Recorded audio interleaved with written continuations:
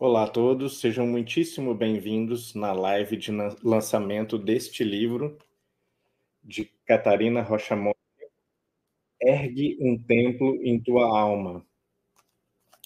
O livro, e nós vamos apresentá-lo basicamente da perspectiva da própria autora, né, da própria médium que o psicografou, ele vem reflorescer, né, ajudar a nova primavera da nossa editora após 3 anos de inverno, que foram ocasionados pela pandemia, 3 anos bastante difíceis, né, para as nossas atividades, como de muitas outras instituições, né, em todos os níveis da sociedade, da cultura.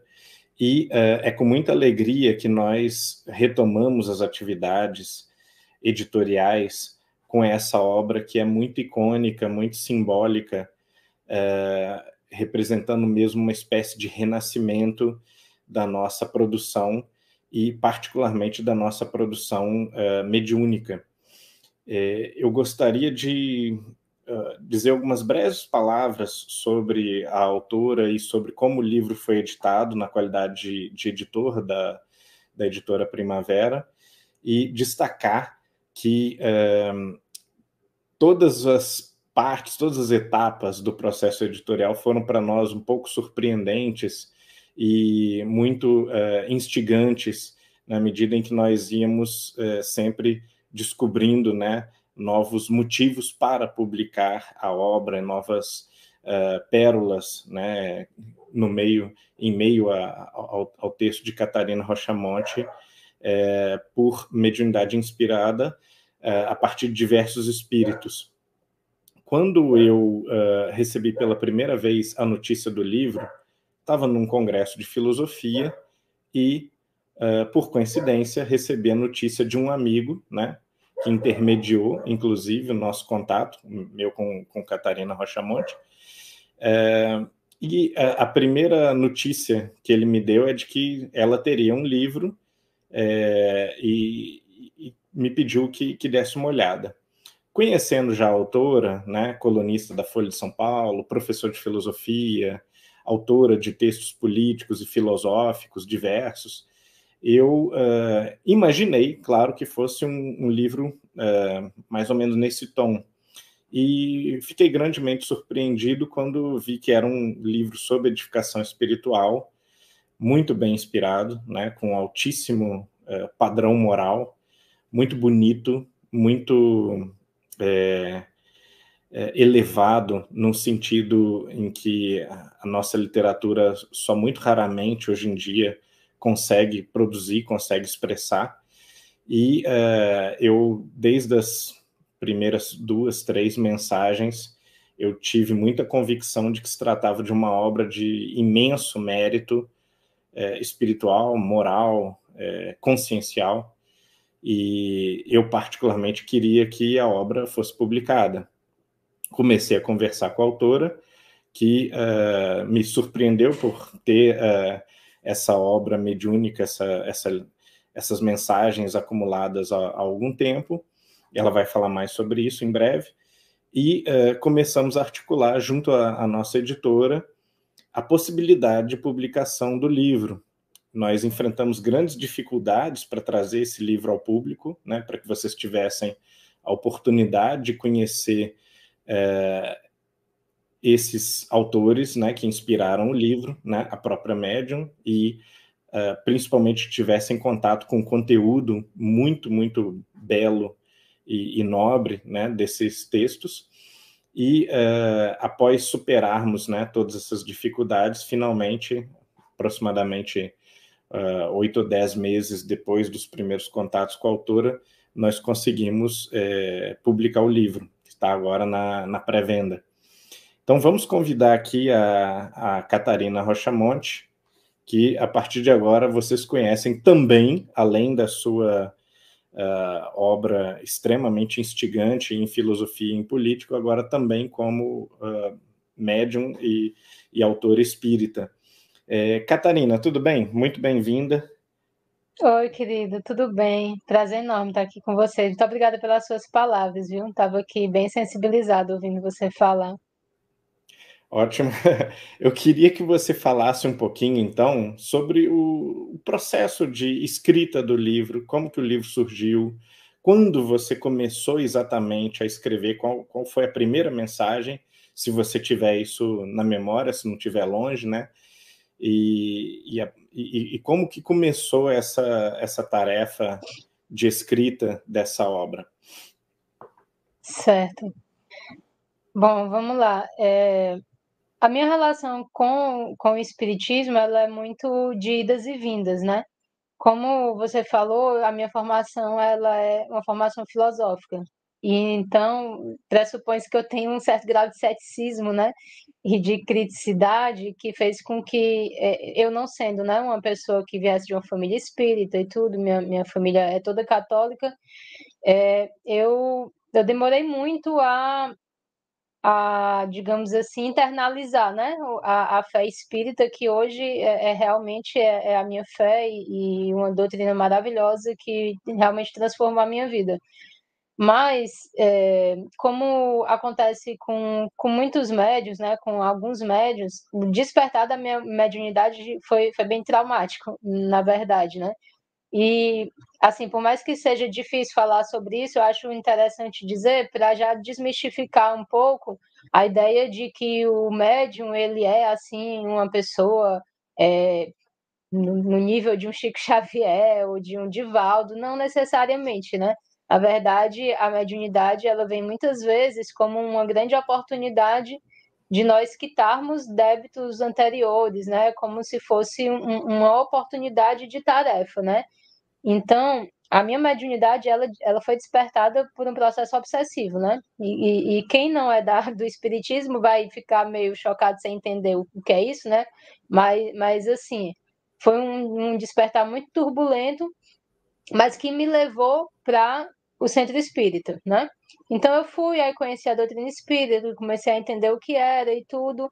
E aí, só que eu saí do centro espírita, comecei a voltar a estudar filosofia, né? A seguir o rumo das minhas coisas, já com aquela fé, já com aquela ideia de que existia, né? Que existia realmente todo esse contexto da espiritualidade, da comunicação com os espíritos e tudo. Na verdade, assim, houve também um movimento importante que acabou promovendo uma mudada de rumo na minha pesquisa filosófica. Eu, como estudante de filosofia, eu estudava muito a obra de Schopenhauer, que, para quem não conhece, é um filósofo bastante interessante, mas ele é ateu, né? E a filosofia dele é um tanto quanto pessimista, né? Ele tem uma visão de uma cosmologia bem interessante e tudo, mas ele tem um pessimismo de fundo, né? Um ateísmo que, de certa forma, era a minha visão de mundo, né? Eu lia muito Nietzsche, eu lia muito Schopenhauer, né? E esse despertar traumático da minha mediunidade, ele aconteceu quando eu fazia mestrado e estudava Schopenhauer. E aí, isso já mexeu muito comigo, já, né, já me abalou. E em um determinado momento, eu acho importante pontuar isso, para vocês verem assim, como a espiritualidade vai agindo para corrigir os rumos da nossa vida, né? Aí eu estava numa biblioteca, né, passeando numa biblioteca, e eu me sentia assim, totalmente impelida, como se fosse um imã que me puxasse para um determinado livro. Alguma coisa, assim, uma força, alguma coisa me puxando, como se eu tivesse que pegar um livro. Aí eu fui e peguei o livro. E esse livro era A Evolução Criadora do Bergson, Henri Bergson. E aí eu olhei, assim, folheei, li o prefácio e tudo, aí comecei a me interessar pelo autor. E aí depois eu li Os Pensadores do Bergson e fiquei naquela, né? Assim, tudo bem, ficou aquela coisa na minha cabeça. E aí um dia eu estava num colóquio internacional sobre Schopenhauer, eu já estava meio que... É como se eu já fosse especialista na obra de Schopenhauer, né? E aí, do nada, eu peguei, entrei numa biblioteca e pedi todos os livros do Bergson, em francês e tudo, e aí eu comecei a me especializar no Bergson. Por que isso é importante? Porque o Bergson é um filósofo espiritualista. Ele é um Uhum. filósofo espiritualista, mas, e a visão dele casa muito com a visão do Schopenhauer, mais respondendo determinadas coisas que ficavam em aberto na filosofia de Schopenhauer. tentando resumir a história. Eu fiz uma mudança intelectual de uma visão de mundo metafísica mais pessimista para uma visão de mundo espiritualista e otimista, né? Que é a do Bergson. E aí tudo bem, aí eu fui me ajustando, né? Emocionalmente, tive o meu filho e tal. E aí, um certo dia, quando eu estava escrevendo a minha tese de doutorado sobre o Bergson, aí eu percebi que eu estava me esforçando intelectualmente para escrever algo, né? Para conseguir escrever algo, e de repente eu comecei a escrever coisas que eu não tinha pensado, né? E aí, quando eu li aquilo, eu vi que era bonito, assim, e que eu não era capaz de escrever aquilo, como se estivesse respondendo a determinadas questões minhas. Aí eu achei estranho, mas eu percebi, né, que era uma coisa que não era da minha reflexão. E aí, alguns dias depois, quando eu tentei repetir, assim, no sentido de dar passividade, como a gente diz, né, aí veio uma mensagem muito bonita, falando, assim, sobre a importância de falar sobre o cristianismo, como se fosse uma espécie de missão, entre aspas, né? Foi uma primeira mensagem que eu psicografei, mas que foi direcionada a mim, como se fosse dizendo que iriam vir outras mensagens, né? Que iriam vir aí as psicografias que fazem esse livro. E a partir daí eu comecei a receber sistematicamente as mensagens e tudo.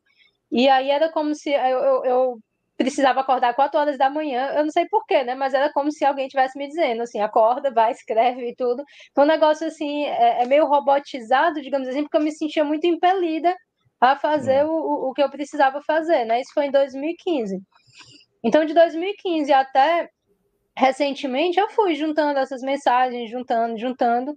A maior parte delas, as iniciais eu escrevi em casa, mas aí depois eu comecei a frequentar o centro espírita, e aí eu passei a psicografar também no centro espírita. E aí as últimas, eu acho, vieram no centro espírita. Então, foi mais ou menos assim que aconteceu. Foi mais ou menos nesse movimento.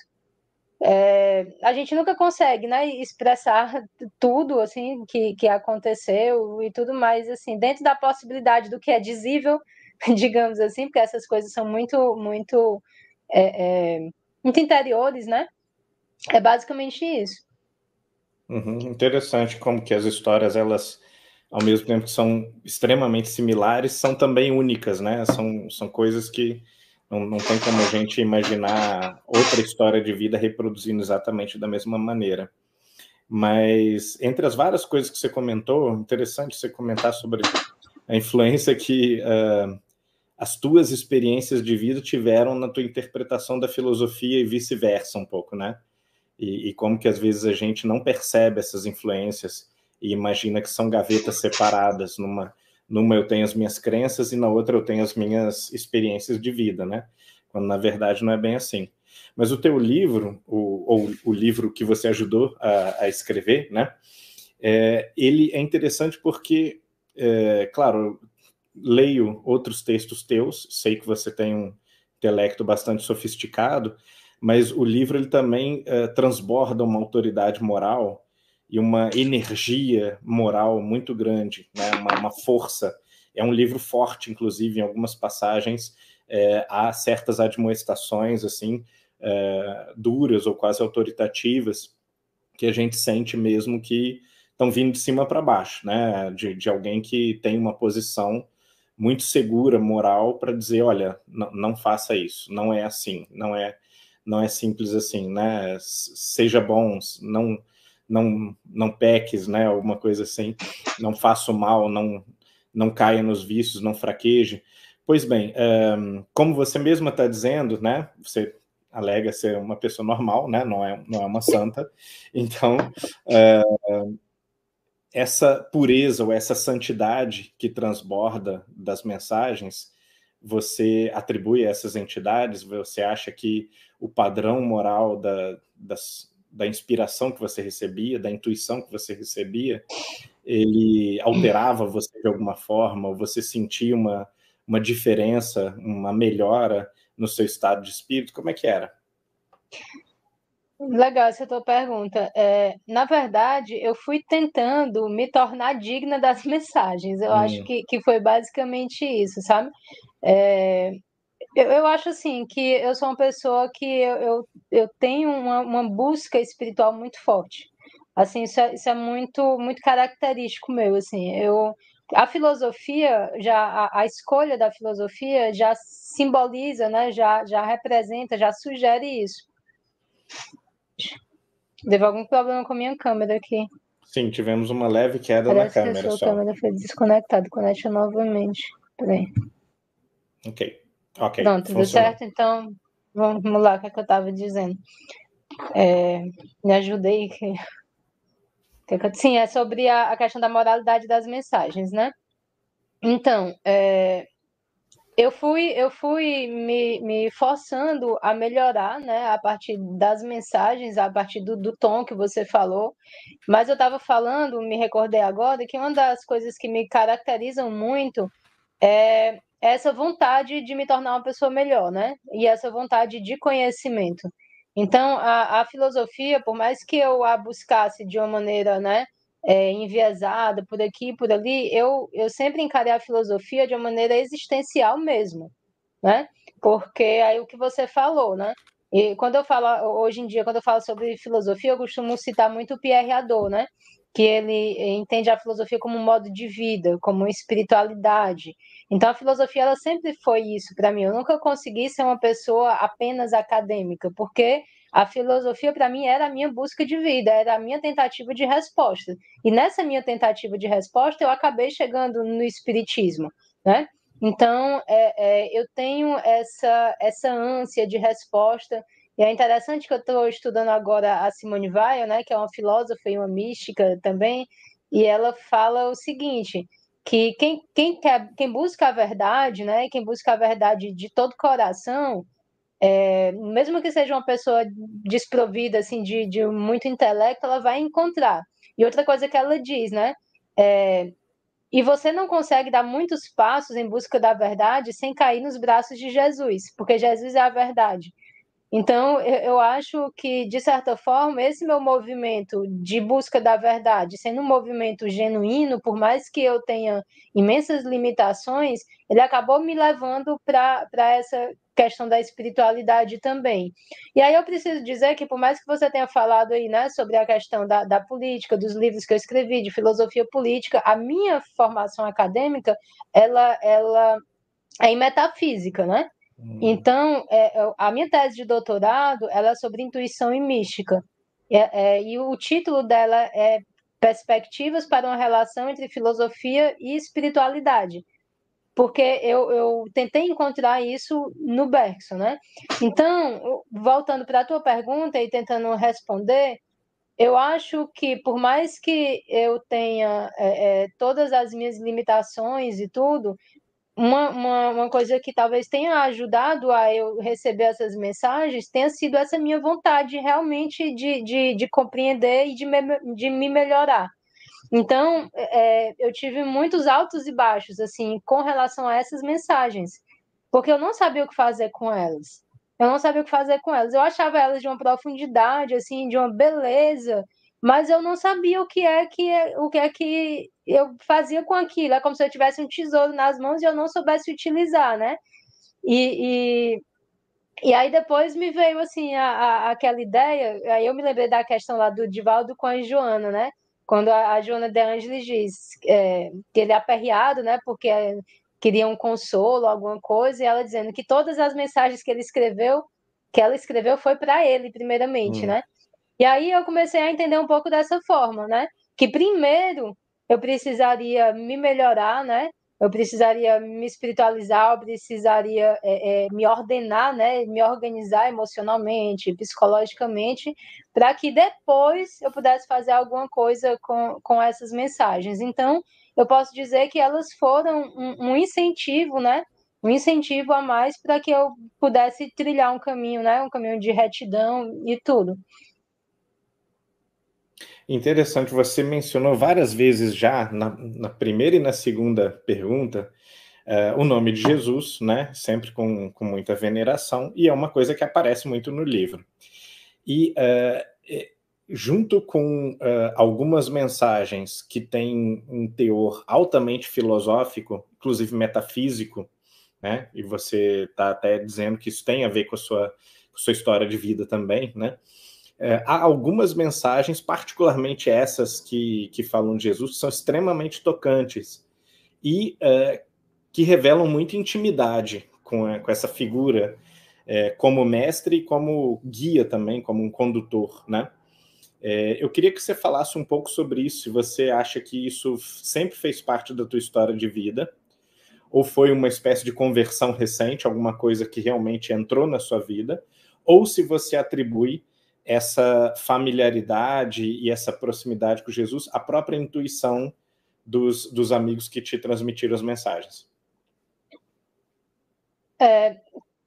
Quando eu tinha uns 8 anos, ou 9, quando eu era criança, eu tava numa fazenda de um tio meu, né, assim, e eu gostava muito de ir para essa fazenda porque era muito bonito, era uma fazenda que perto de uma praia e tudo, e era natureza, era muito bonito, mas eu morria de medo de dormir sozinha, de na hora de dormir, né, eu morria de medo, porque era uma casinha, tipo um casebrezinho que a gente dormia, que era, atrás tinha um cemitério, e lá no final da vielazinha tinha uma capelinha, né, e eu me lembro que eu fui dormir, eu adormeci, e eu sonhei saindo dessa casinha, dessa capelinha, da casinha que a gente ficava lá na fazenda, e andando na vila, andando e entrando na capelinha. É uma capelinha bem, bem pequena, daquelas cheia de morcego e tudo.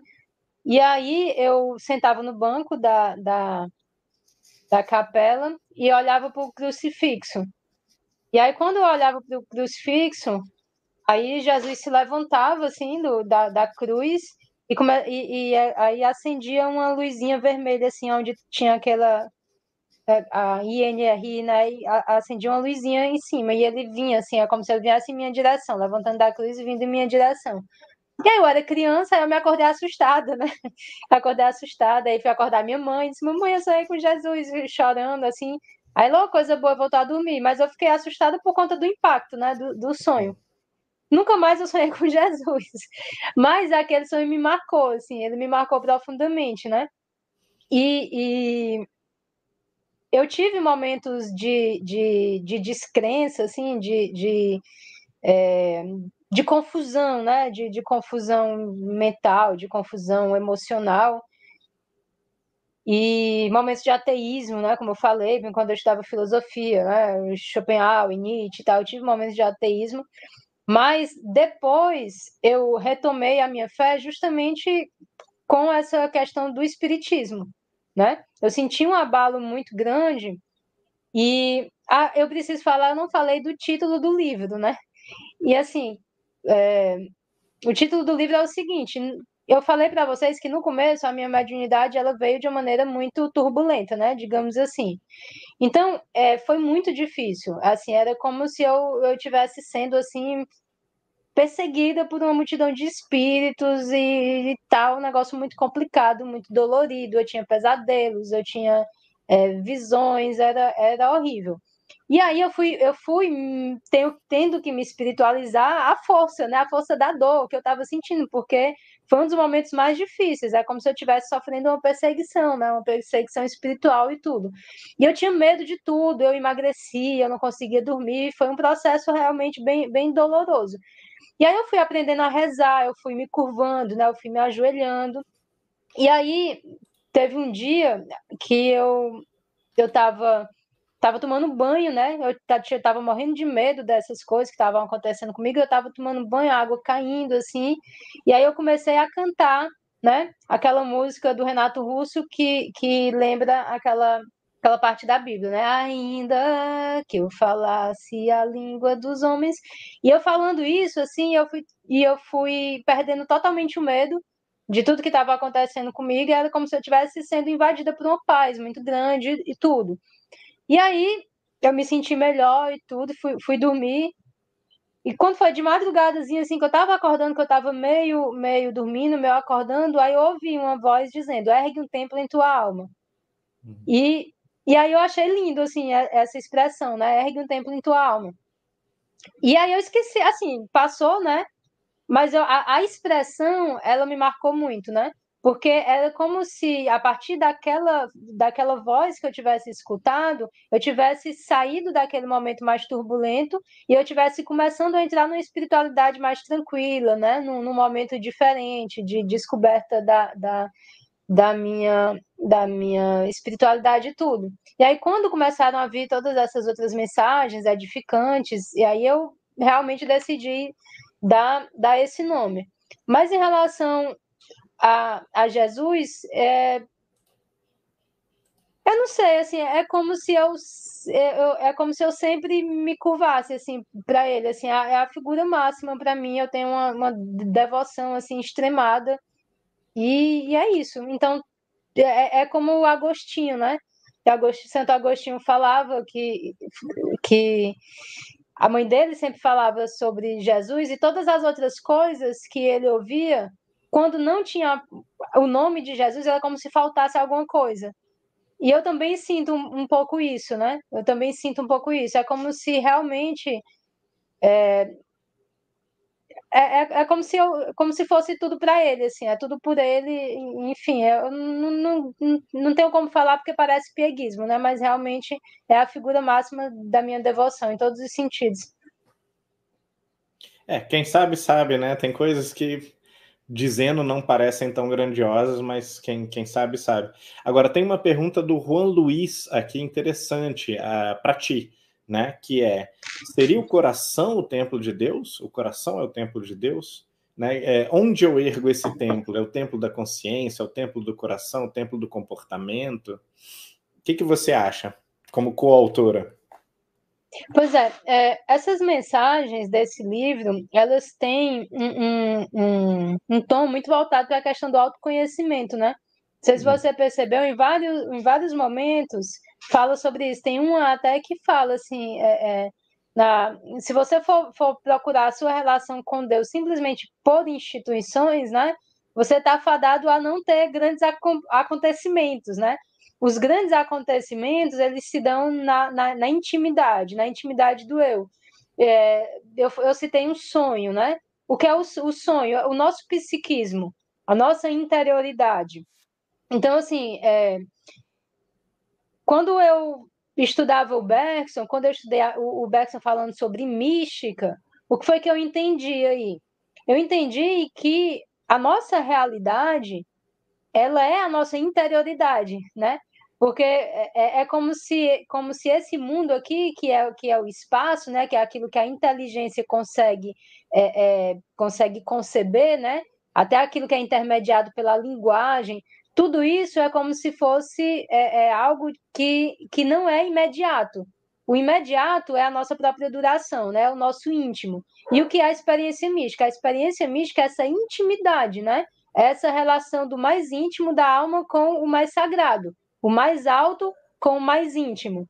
Então, eu acho que essa questão de ergue um templo em tua alma, ela aponta muito para isso, para o fato de que não adianta você ter uma religião de aparências, não adianta você ter uma religiosidade só para mostrar para a sociedade, não adianta você ter uma religião que ela se dá apenas pelo teu eu da superfície, pelo teu eu superficial. Tem que ser algo que se dá no teu eu profundo, né? Então, isso seria a religião dinâmica para o Bergson, né? Seria aquela religião mística, porque a nossa relação com Deus, é a nossa relação com Jesus, é a nossa espiritualidade se desenvolvendo no mais íntimo. Então, o templo é a nossa alma. O templo, e tem passagens belíssimas, assim, né? Desse livro, onde fala sobre isso, né? Como se fosse a necessidade da purificação interior para que a nossa alma se tornasse apta a sentir, né, essa conexão divina.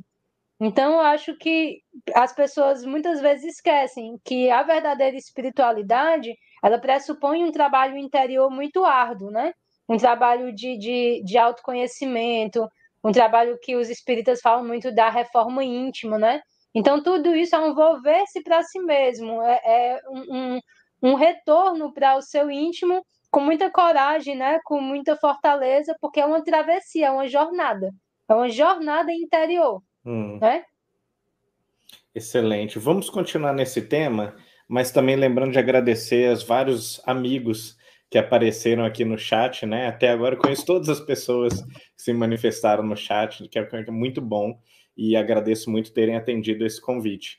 Bom, a coisa que mais me chamou a atenção no livro, junto com essa nobreza geral, né, das mensagens e esse destaque de Jesus, foi exatamente isso que você agora expôs como uma espécie de via de tomada de consciência, de autoconsciência, de amadurecimento pessoal, e um convite, que o livro é isso, o livro é um convite a um despertamento espiritual, né? Olha só, você já conhece de milhões de outras referências, diferentes formas de passo a passo, por assim dizer, de trilhas espirituais.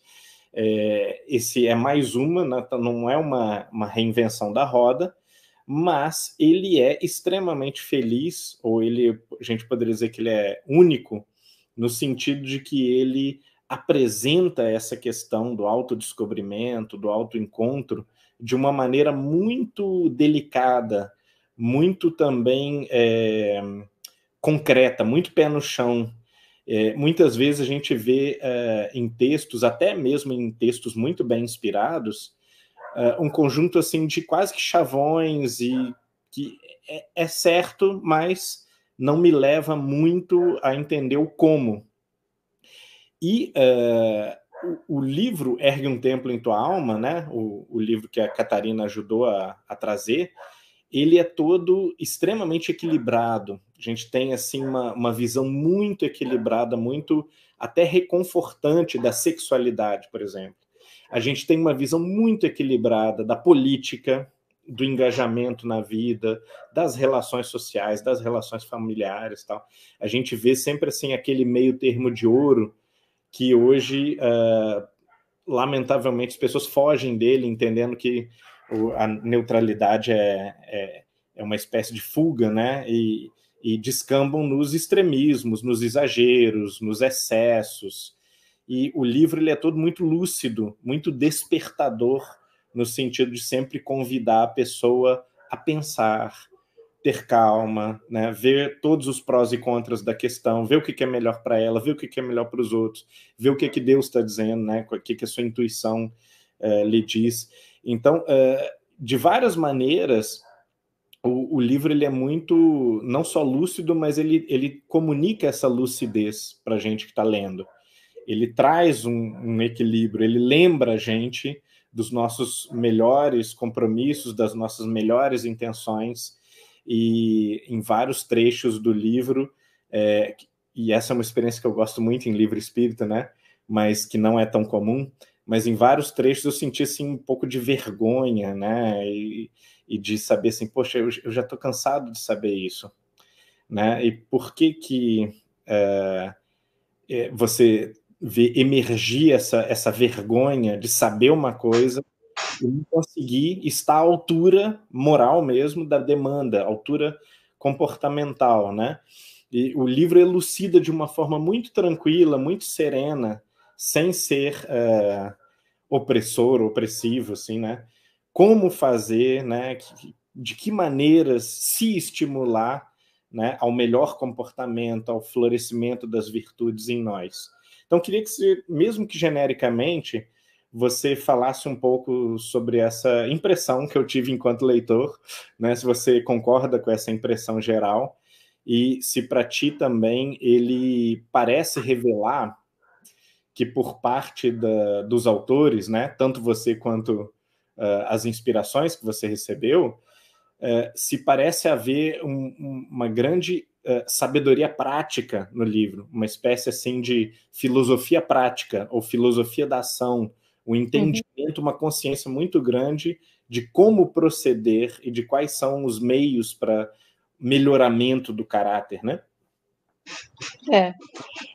Assim, no começo eu brincava comigo mesma, eu tenho que criar aqui uma hermenêutica dos espíritos, porque tá difícil, assim, porque às vezes a linguagem é muito rebuscada, né? Tem algumas mensagens que, para quem não está acostumado, vai achar a linguagem estranhíssima, né? E o tom também, o tom que você falou, né? Em uma pergunta anterior, eu acabei não me referindo a isso. O tom de autoridade moral, né? Mas que não é opressor. Mas, assim, eu achava muito boa quando vinha essas mensagens, porque, assim, ficava muito claro que não era eu que estava escrevendo aquilo, porque é uma autoridade moral que, obviamente, eu não tenho, né? Eu não teria esse tom para dizer daquela forma. Mas, ao mesmo tempo, você percebe também que, por mais que haja assim, uma moral muito firme que está sendo apresentada, você tem também uma lucidez, uma ponderação, né? Uma sabedoria, uma compreensão da nossa realidade de pessoas falíveis, de pessoas em aprendizado, né? Então, eu sou muito agradecida assim, por ter recebido essas mensagens, porque realmente elas têm essa sabedoria de vida, né? É como se fosse assim conselhos que você precisa parar, você precisa refletir, você precisa retomar, né? Muitas vezes o rumo da sua própria vida. Tanto é que em alguns momentos da minha vida eu parei de psicografar, né? E passei, porque isso aí começou em 2015, né? Então eu tive momentos assim que eu parei, passar mais de um ano sem psicografar, porque eu não me sentia à altura desse mistério, né? Digamos assim.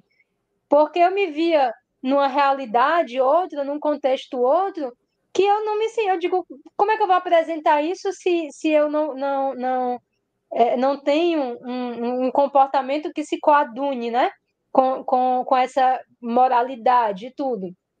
Mas ao mesmo tempo, né, que eu fui meio que tomando a consciência, eu vi que essa espiritualidade, ela tem um carinho enorme, assim, pelo nosso momento evolutivo, né? Tem um carinho enorme. Às vezes, a gente se cobra tanto, né? Eu falava sobre isso recentemente no Centro Espírita. Eu sou muito autopunitiva, assim, eu tenho uma tendência de autocrítica muito grande, né? Então, assim, eu faço uma coisa errada e eu fico, assim, me martirizando e tudo. E, na verdade, o que eles fazem é simplesmente dizer, olha, tu simplesmente errou a rota, né? Uma vez que eu estava muito agoniada, digamos assim, porque eu tinha feito algo que, dentro daquilo que a gente já conhece, eu não deveria ter feito e tudo, e no momento assim que eu estava muito abalada, eu recebi uma mensagem bem confortadora, que ia mais ou menos nesse sentido, de dizer, não se trata de pecado, não se trata de nada, se trata assim, de perceber que você tem uma visão de mundo, você tem um ideal, você tem um norte, você tem um caminho que você já sabe que quer traçar. Quando você vai por outro caminho, você se magoa, você se machuca.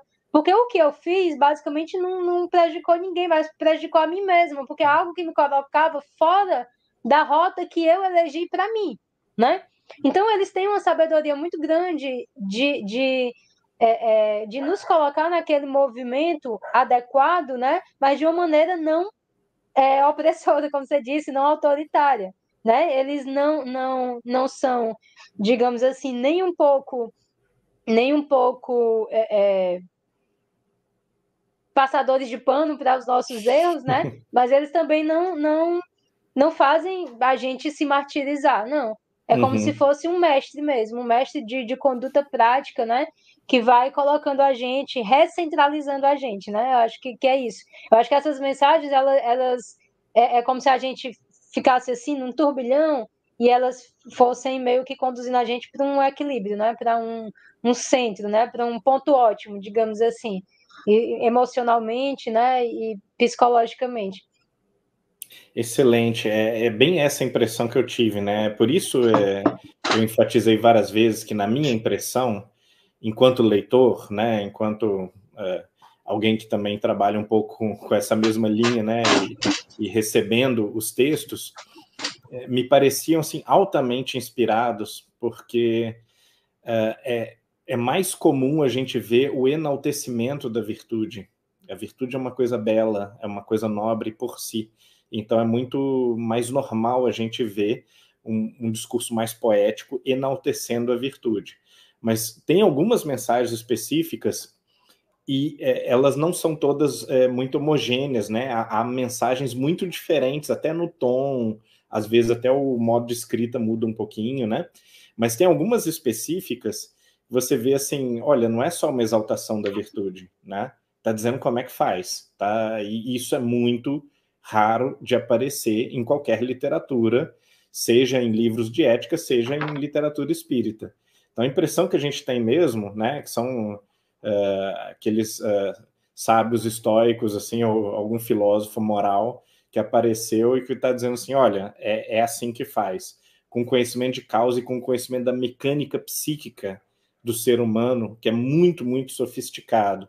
Isso, às vezes, gera, inclusive, um afastamento, né? Do leitor pode achar um pouco desafiador, mas o preço que ele tem a ganhar, né, com o valor, né, que ele tem a ganhar com esse esforço é tremendamente maior do que o esforço. Então, aconselho muito as pessoas, assim, sugiro fortemente, né, com todas as minhas forças, que as pessoas leiam o livro, que elas tentem, assim, meditar sobre os livros, extrair dessas lições essa sabedoria prática que promana do livro de uma maneira muito, muito exótica, assim, muito, muito diferenciada, muito difícil da gente encontrar, particularmente na literatura de hoje, que é também uma questão que eu gosto de enfatizar.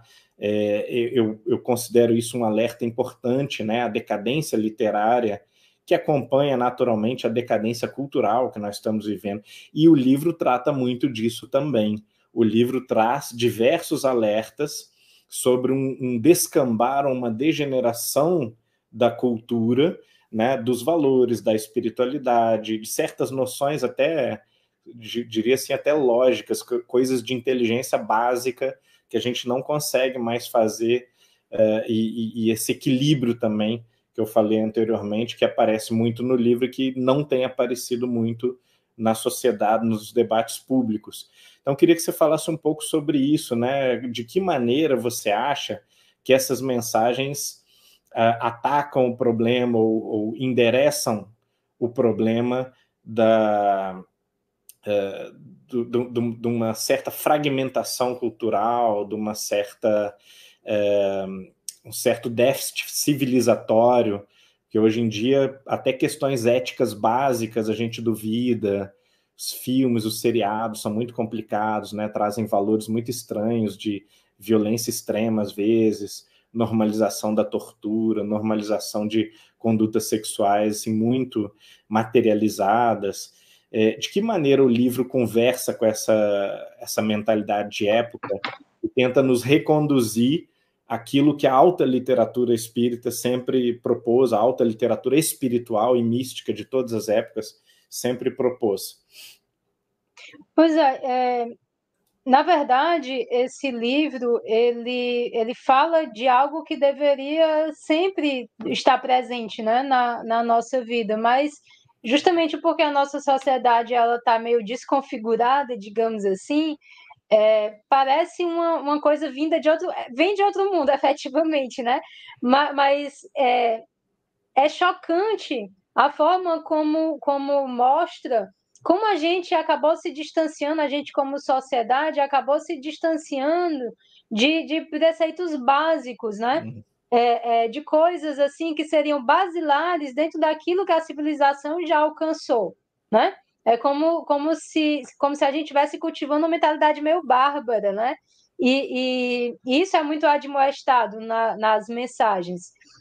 E realmente, assim, até você falou em literatura, você falou em cultura, e eu sempre achei muito interessante também nessas mensagens que ela tem um tom literário bem interessante, ela tem um estilo literário bem interessante, assim.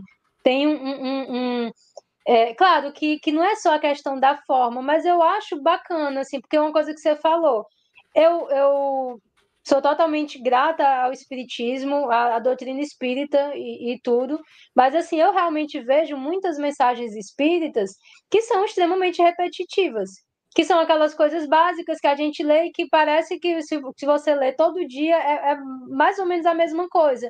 Que acaba que, de certa forma, é edificante, falei coisas assim, mas que é uma coisa assim tão batida, né? Tão clichê, tão repetitivo que não comove, não toca. E a literatura, a palavra, né? Ela tem esse dom, né? De quando ela é bem usada, quando ela é bem colocada, ela consegue nos sensibilizar, ela consegue nos despertar e também atingir um público que seja um pouco mais, assim, digamos, mais crítico mesmo. Eu acho que, assim, essas mensagens, talvez, elas sejam importantes até para um público fora do espiritismo, né? Um público que acha que o espiritismo é alguma coisa meio clichê e tal, porque aí mostra que não é. Mostra que tem aí uma pertinência, né? Uma pertinência de algo que seria, digamos assim, a moralidade básica que a gente já precisava ter alcançado, né? Então, realmente, como você falou, fala sobre sexualidade, fala sobre moralidade, fala sobre conduta, fala sobre todas essas coisas, né? E em tons diversos, em tons diversos. Você tem uma diversificação na forma de mostrar esses desvios, né, da sociedade, esses desvios que nós incorremos. Então, eu acho que é um grande alerta, né? Eu vejo, assim como você falou mesmo, não é algo que fala ao indivíduo e é algo também que fala a um contexto social. Fala a um contexto de uma sociedade que meio que vai se perdendo, né? Que vai perdendo o rumo, né? Que vai ficando sem nenhuma referência, que vai se distanciando daquilo que já deveria ser uma baliza, né, de conduta. Eu vou de novo insistir nesse assunto também, porque, claro, há aquelas pessoas que pensam assim que qualquer crítica à contemporaneidade é um gesto assim um pouco retrógrado, né? Ou é um atestado de tradicionalismo, de conservadorismo.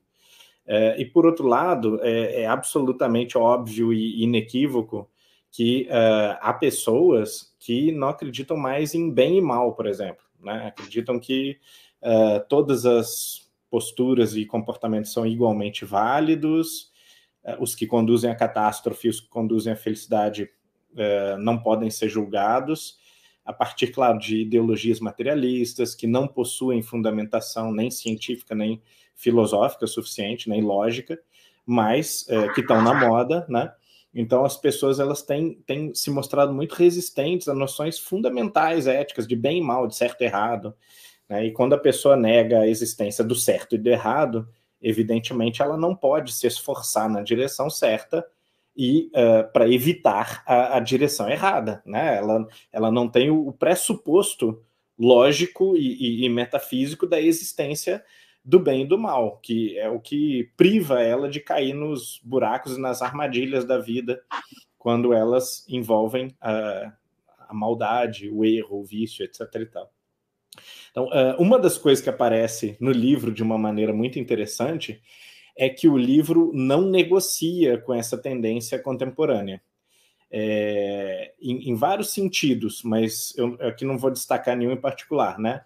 Ele simplesmente nos lembra que há uma lei moral, por assim dizer, né? Que essa lei moral ela não é invenção humana, ela é da ordem da natureza ou da ordem divina, e que, apesar de nós tentarmos, nós não conseguimos nem subverter e nem eliminar, extirpar a lei moral da existência, né? E de uma forma, de novo, muito lúcida, né? Muito consciente, o livro vai expor para a gente que esses mecanismos de autoengano, de fuga, eles podem ser desfeitos graças a uma conscientização, um chamado para a consciência que aos poucos vai nos reconduzindo a essa noção clara de que há um bem e um mal e de que é possível conhecer, inclusive, os fundamentos, pelo menos, do bem e do mal. Então, a gente poderia dizer que o livro expressa uma tese filosófica assim, moralmente realista, né, de que há uma moralidade objetiva. Né? O que você acha? Acha que sim, é isso mesmo ou não? Eu acho o seguinte, uma coisa que você falou aí, que eu deveria ter abordado antes, né, a questão do materialismo. Eu acho que também fica muito claro nas mensagens essa necessidade de se contrapor ao materialismo, né? Porque a visão de mundo materialista, ela contribui muito para essa perda de noções morais, obviamente. Claro que uma pessoa materialista, ela pode ser uma pessoa virtuosa, aquela questão do ateu virtuoso, é possível sim, mas, de toda forma, é como se você perdesse parâmetros, né? E você ficasse confuso. Porque, veja, se você acredita realmente que essa vida aqui é a única vida que nós temos, se você acredita que nós somos um corpo, que esse corpo depois vai para a sepultura e vai apodrecer, qual é o seu tipo de conduta, né? Como é que você vai levar a sua vida? Se você acha que tudo se esgota aqui, é óbvio que isso vai induzir a uma determinada conduta. Então, quando você apresenta assim de uma maneira muito firme que a realidade é a espiritualidade, o mais real é que nós somos espíritos imortais, você precisa fazer uma revisão de todos os valores, porque você precisa se conduzir com a régua da eternidade. Você precisa se conduzir como espírito mortal que você é. Então, as suas escolhas, elas vão estar calcadas nisso. Elas vão estar focadas nessa realidade. Então, isso não é só o espiritismo que nos dá. Isso aí é toda a sabedoria filosófica que está sustentada na espiritualidade, né? Então, eu acho que traz muitos alertas importantes em relação a esses descaminhos da contemporaneidade. Por exemplo, eu mesmo fiquei surpreendida, né, quando eu vi quando eu recebi uma mensagem sobre sexo, né, sobre sexualidade, que você não espera, né, mas poxa, quer alerta mais importante do que esse? Porque a gente sabe, como espírita, como essa questão da sexualidade desenfreada, mal trabalhada, desencaminhada, como isso é prejudicial. Então, vem dizer o óbvio, né? Vem dizer o óbvio que essa questão de você banalizar a monogamia, de você ou seja, você só ter uma conduta moral de fachada, aquilo que eu falei, e não algo que realmente seja um trabalho de moralização, de espiritualização que você está fazendo, isso vai tornar o seu caminho, a sua trajetória muito sinuosa, digamos assim.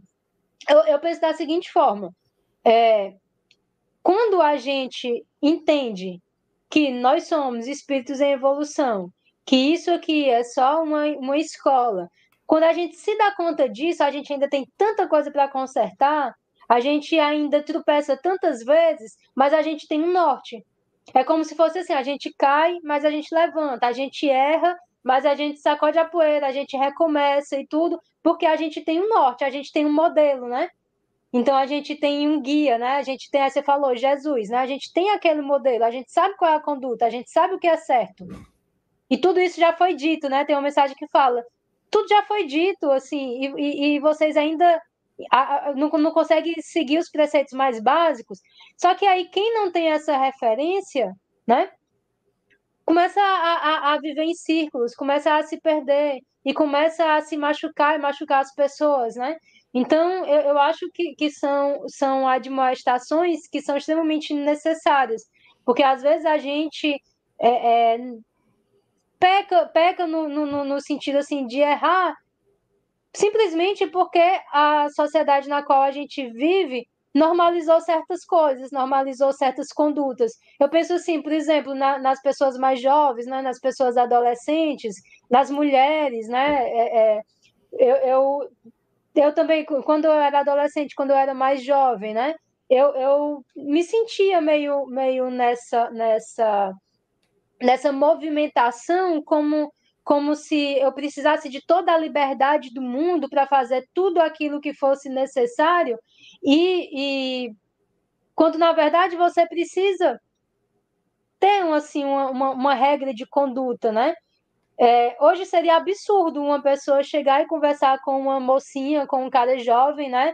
E explicar, ó, sexo é um negócio muito, muito importante, é uma coisa quase sagrada.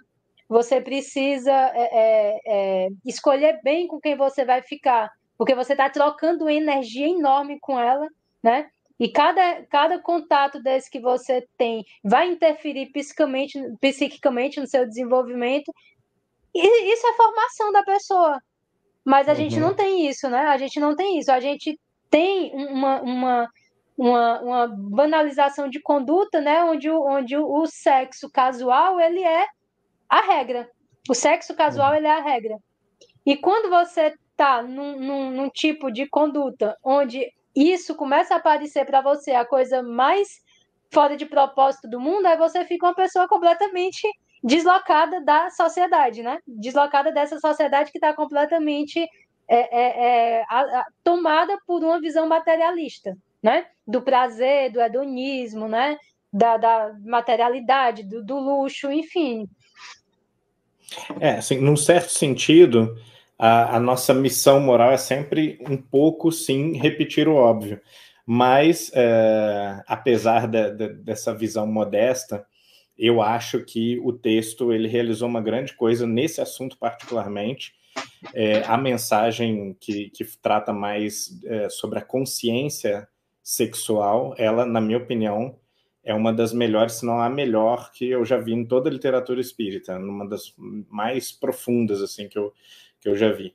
Então, vamos caminhar para o nosso encerramento, então, convidando as pessoas a conhecerem o livro, discutirem, né? Nós queremos que uma visão a mais aberta, plural e crítica possível da vida espiritual, do progresso humano se desenvolva. Então, convidamos a comunidade a conhecer o texto, debater o texto e, com a graça de Deus, que tenhamos outras oportunidades para nos encontrarmos, para discuti-lo, e esse e a outros livros também. Catarina, se você quiser deixar uma última mensagem, né, fazer algum apelo, esse é o seu momento.